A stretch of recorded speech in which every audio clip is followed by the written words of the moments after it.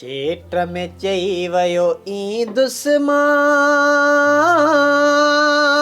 ए हाणे कतीब गुज़री वई हीअ मुंद हथनि मां निकिरी वई का साजन जी ख़बर न पई। चेट में चई वयो ई दुस्मा हाणे कतीब गुज़री वई हीअ मुंद हथनि मां निकिरी वई का साजन जी ख़बर न पई। चेट में ये सेठ ने भागो अचे पियो ये अचे पुछां वञे किॾां पियो।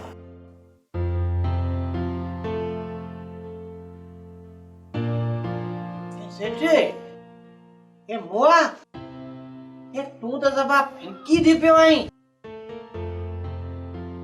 अरे सुरा गुलूड़ा ये तो अजो त नौ विहां थियो आहे।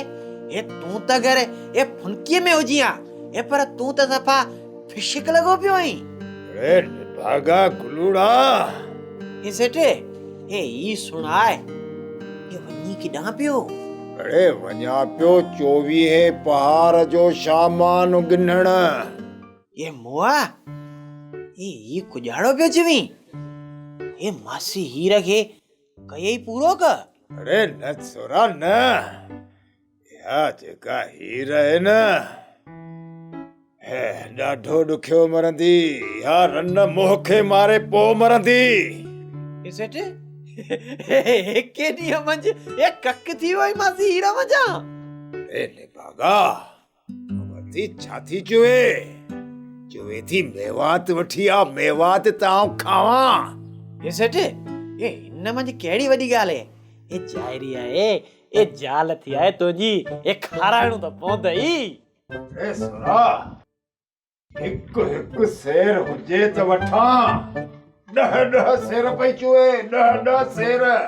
ये सेठ ये हाणे तूं मरी वे ये मौत के केॾो समझायो ये सादी मकर ये हाणे पियो लोड़। सुराना सच्चो है ये ॿी ॻाल्हि जो त घोरियो ये पर हाणे त पंहिंजे सिर जो ख़ैर गुर सिर जो ये मोह खे की नथो लॻे त हाणे तूं 2-3 ॾींहं हूंदे। अरे सुरा मात मजाका सवली पाई त कठ रुको निभाग वारियूं ॻाल्हियूं। ये सेठ ये हिन मंझि मोह जो ॾोह त कीने जो मोह ते कावड़ पियो करी ये मोह त तोखे रोकियो। अरे एतिरी वक्त मोका कजंदी बि की न कुजाड़ो करियां।